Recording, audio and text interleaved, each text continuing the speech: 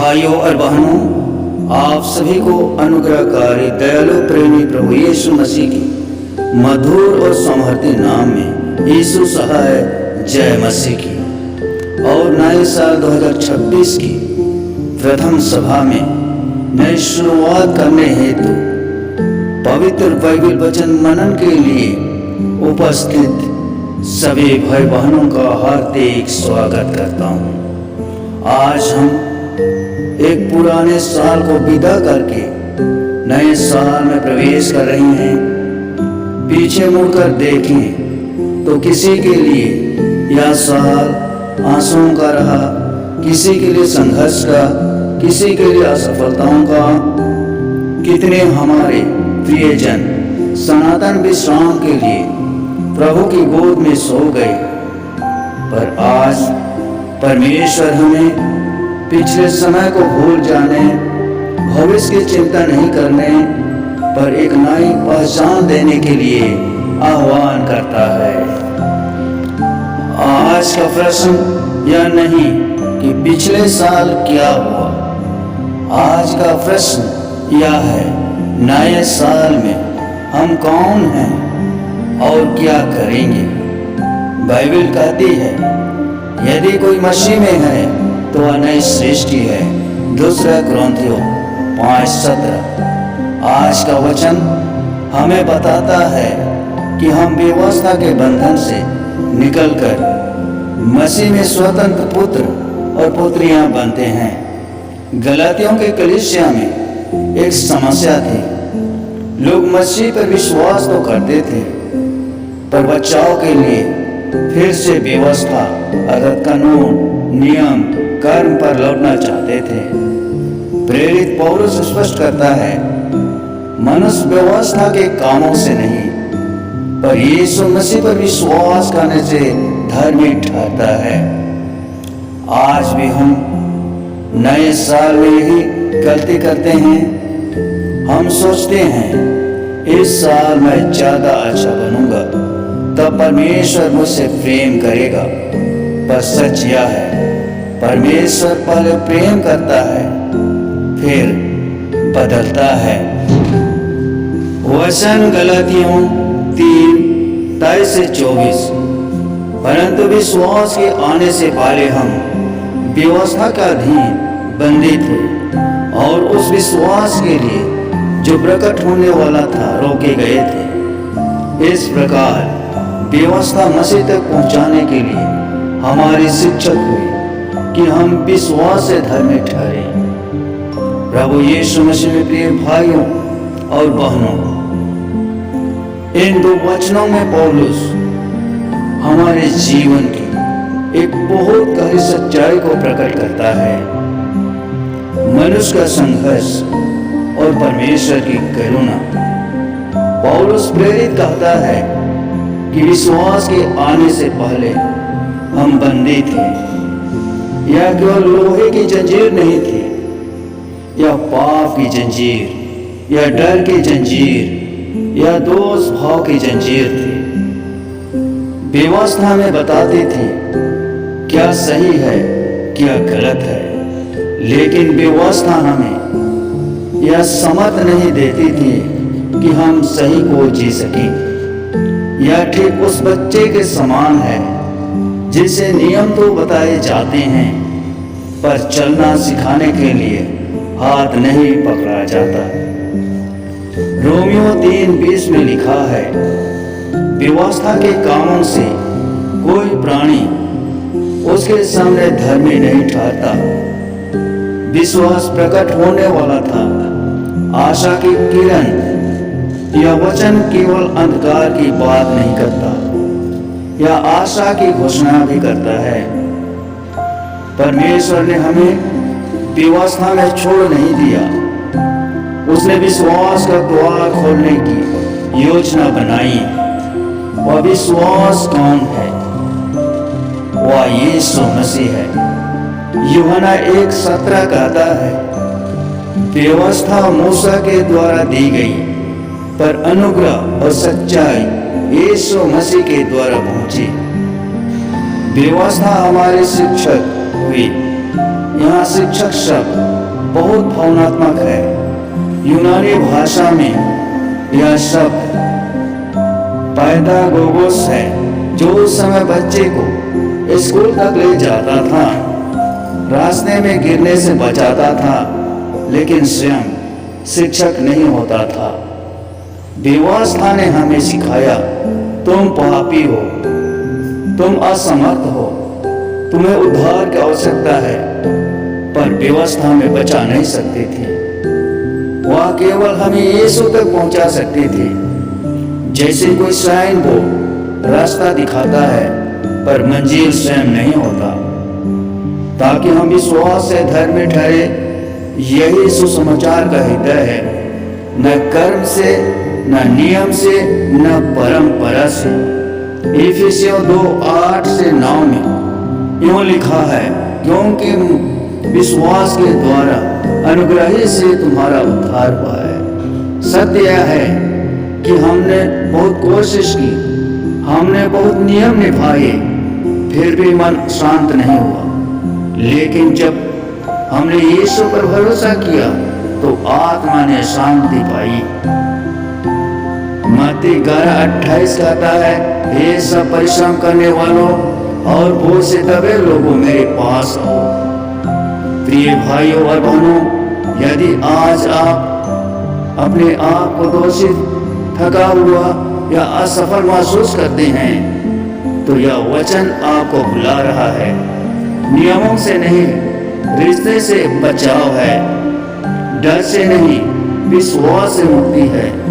व्यवस्था ने हमें सिखाया कि हम टूटे हुए हैं, पर यीशु ने हमें गले लगाकर कहा, मैं तुम्हें नया बनाता हूँ। व्यवस्था क्या करती है? पाप दिखाती है, दोष बोध कराती है, डर में रखती है। जैसे गांव में लकड़ी का कांटा होता है, वह खेत की मेड़ दिखाता है, पर फसल नहीं उगाता। व्यवस्था भी वैसे ही है, गलत क्या है बताती है, पर सही बनने की ताकत नहीं देती। बाइबल कहती है, व्यवस्था से क्रोध उत्पन्न होता है। रोमियो 4:15। अक्षर मरता है, आत्मा चिल्लाता है। वचन गलातियों 3:25-26। परंतु विश्वास के आ जाने पर अब हम शिक्षक के अधीन नहीं रहे, क्योंकि तुम सब उस विश्वास के द्वारा जो मसीह यीशु में है परमेश्वर की संतान हो। प्रभु यीशु मसीह में प्रिय भाइयों और बहनों, इन दो वचनों में सुसमाचार का हृदय धड़कता है। बंधन से स्वतंत्रता, डर से रिश्ते तक और दशरथ से पुत्रता तक की यात्रा। प्रेरित पौलुस यहाँ शिक्षा की बात करता है। वही व्यवस्था जो हमें पाप दिखाती थी, दोषी ठहराती थी, सही और गलत बताते थे, पर व्यवस्था कभी हमें नया हृदय नहीं दे सकी, हमें स्वतंत्र नहीं कर सका। यह उस बच्चे के समान है जो बचपन में हाथ पकड़कर चलाया जाता है, पर जब वह बड़ा हो जाता है तो हाथ पकड़ना छोड़ दिया जाता है।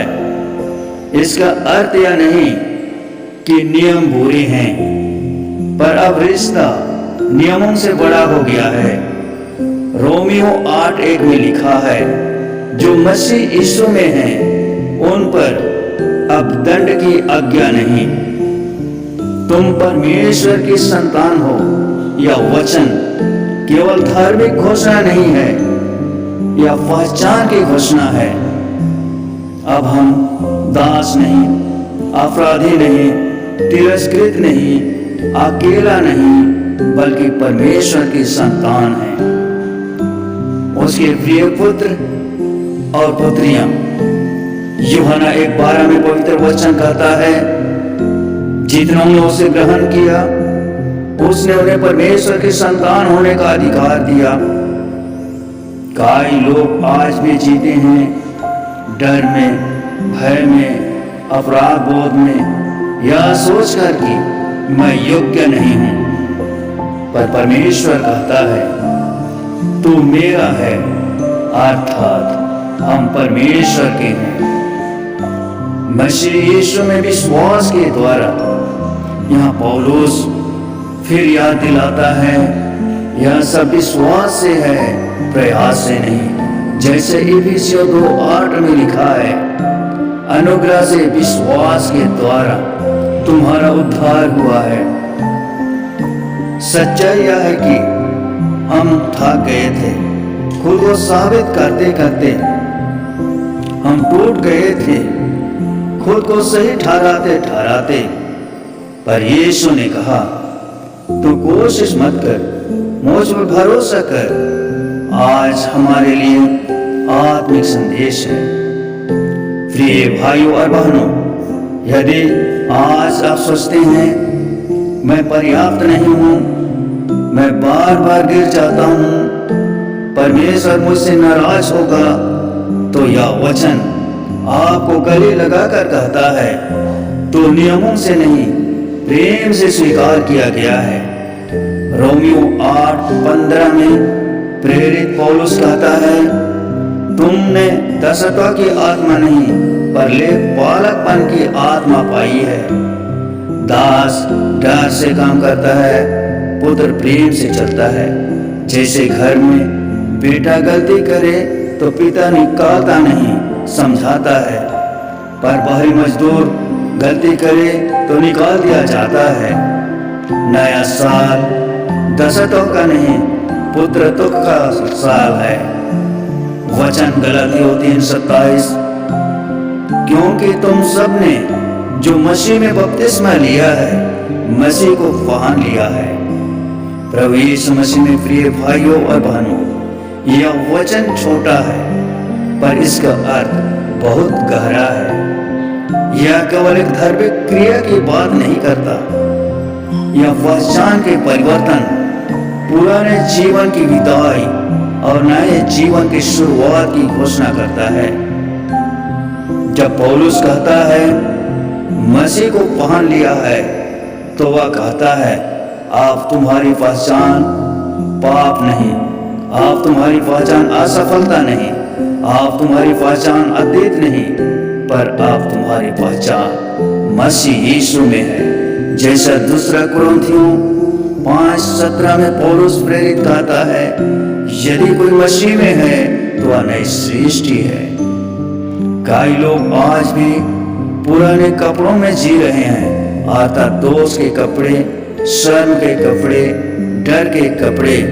पर प्रभु कहता है उन्हें उतार दो और मुझे पहन लो।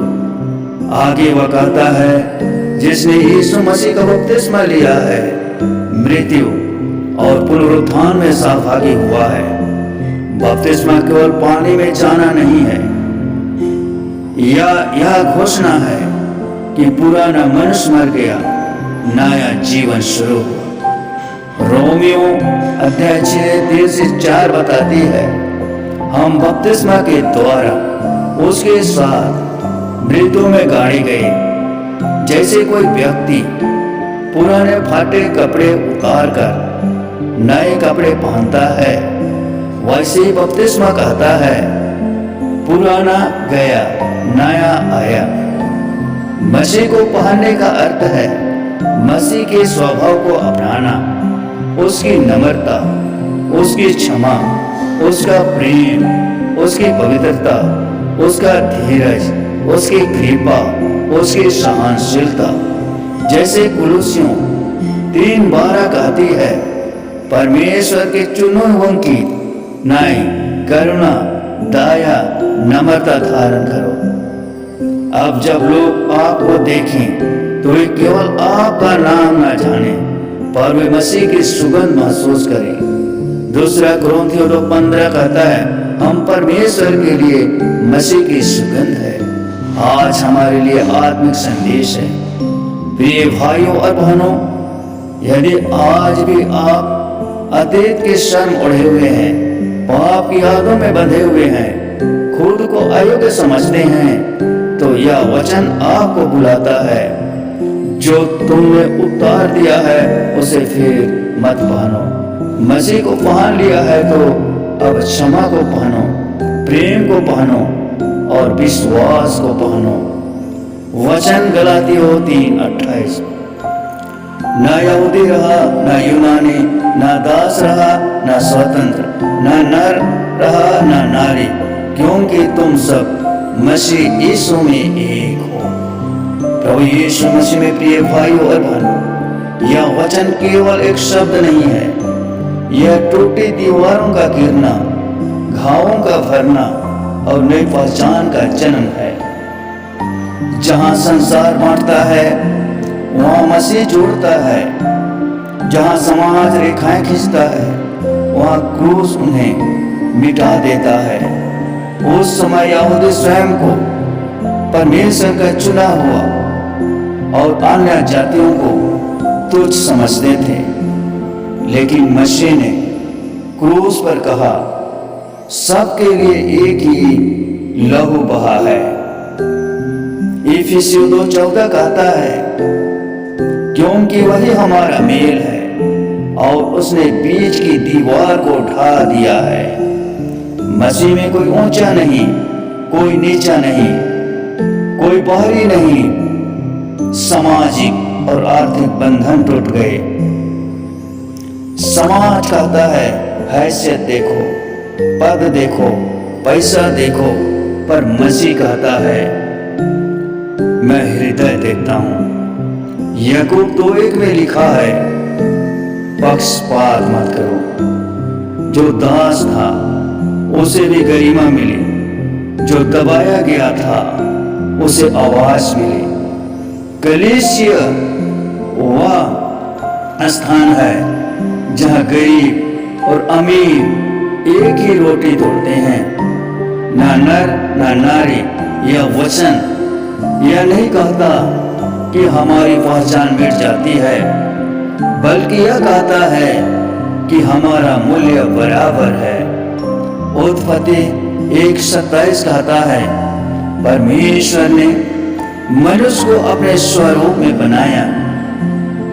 मसीह में स्त्री कम नहीं, पुरुष अधिक नहीं, सब एक ही अनुग्रह से जीवित हैं, क्योंकि तुम सब मसीह यीशु में एक हो। यह इस वचन का हृदय है। यह एकता प्रेम में है, क्षमा में है, क्रूस के नीचे है। आज का वचन हमें पश्चाताप की ओर बुलाता है। जैसे चूल्हे में अलग अलग लकड़ियां जलती नहीं, पर एक साथ रखी तो आग तेज होती है। ऐसे ही नया साल का संकल्प है, मैं टूटन नहीं, एकता का कारण बनूंगा। वचन गलातियों 3:29। और यदि तुम मसीह में हो तो इब्राहिम के वंश और प्रतिज्ञा के अनुसार वारिस भी हो। मसीह में प्रिय भाइयों और बहनों, यह वचन सुसमाचार की ऊंचाई और गहराई दोनों को प्रकट करता है। यह हमें बताता है कि मसीह में आने का अर्थ केवल बचाया जाना नहीं है, बल्कि विरासत पाना है। यदि तुम मसीह के हो, यह वचन एक प्रश्न नहीं, एक घोषणा है। अर्थात आप उसके हैं, आप उसके अधिकार में हैं, आप उसके प्रेम में हैं। पहला कुरिन्थियों 6:19-20 कहता है, तुम अपने नहीं हो, क्योंकि मोल लेकर खरीदे गए हो। संसार हमें हमारी असफलताओं से पहचानता है, पर मसीह हमें अपने लोगों से पहचानता है।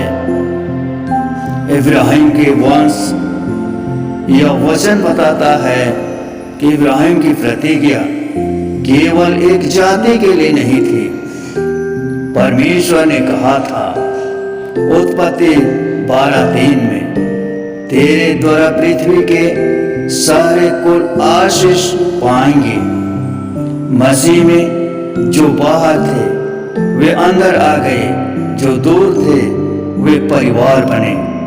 रोमियो 8:17 में लिखा है, यदि हम संतान हैं तो वारिस भी हैं, हो सकता है संसार में हमारे पास कुछ ना हो, पर मसीह में हमारे पास सब कुछ है। आज प्रभु हमसे कहता है, तू मेरा है, मेरी प्रतिज्ञा तेरे लिए हैं और तेरी विरासत में तेरा नाम लिखा है। आइए अपने आप से पूछें, क्या मैं अभी भी व्यवस्था के डर से जी रहा हूँ? क्या मैंने सच में मसीह को ओढ़ लिया है? क्या मेरा नया साल एकता और प्रेम से भरा होगा? मसीह में प्रिय भाइयों और बहनों, आज जब हम इस नए साल की पहली सभा के अंत में खड़े हैं, तो प्रभु का आत्मा हमारे दिलों के द्वार पर धीरे धीरे दस्तक दे रहा है। वह हमसे एक ही बात पूछ रहा है, क्या तुम आप भी पुराने बंधनों के साथ जीना चाहते हो या मसीह में नया जीवन अपनाना चाहते हो? आज का वचन हमें याद दिलाता है कि हम डर के दास नहीं हैं, हम दोष बोध के कैदी नहीं हैं, हम बीते कल की असफलताओं से पहचाने नहीं जाते। हम मसीह में परमेश्वर की संतान हैं। जिस साल ने तुम्हें तोड़ा, जिस साल ने तुम्हें रुलाया, जिस साल ने तुम्हें धक्का दिया, वह साल अब पीछे छूट रहा है। आज प्रभु हमारा हाथ पकड़कर कह रहा है, डरो मत, मैं तुम्हारे साथ हूं। यशायाह 41:10। क्रूस के पास आने से पहले कोई भी व्यक्ति वही रहता है, पर क्रूस से लौटते समय कोई भी वही नहीं रहता। आज इस नए साल की दहलीज पर पुराने कपड़े उतार दो, पुराना पाप, पुराने कड़वाहट, पुराने शिकायतें और मसीह को पहन लो। याद रखो, नया साल केवल तारीखों का बदलाव नहीं है या पहचान का बदलाव है। आज से हम दास नहीं, आज से हम अनाथ नहीं, आज से हम निराश नहीं, हम प्रतिज्ञा के वारिस हैं। यदि आज तुम्हारा हृदय भारी है, यदि भविष्य धुंधला दिखाई देता है, तो प्रभु का यह वचन सुन लो, मैं तुम्हें कभी ना छोड़ूंगा ना त्यागूंगा। इब्रानियों 13:5। आइए इस नए साल में एक संकल्प के साथ प्रवेश करें। हम डर में नहीं चलेंगे, हम बेवस्था के बोझ में नहीं जिएंगे, हम मसीह की अनुग्रह और प्रेम में आगे बढ़ेंगे। और जब दुनिया हमसे पूछे तुम कैसे टिके रहे, तो हमारा उत्तर होगा, हम नहीं पर मसीह हम में। प्रभु आप सबको आशीष दे, आपके नए साल को आशा, शांति और अनुग्रह से भर दे। यीशु मसीह के मधुर नाम में आमीन।